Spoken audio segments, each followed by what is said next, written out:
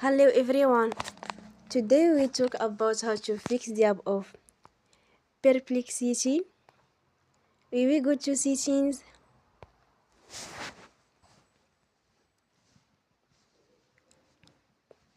Then we click on apps. After that we will search the app Perplexity.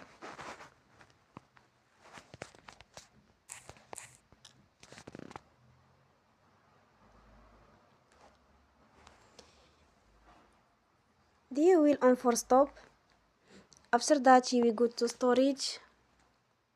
Then we click on clear cache. In the end, turn off your phone and you will recharge your phone again. Don't forget to support us by like and subscribe. See you next time and thank you for watching.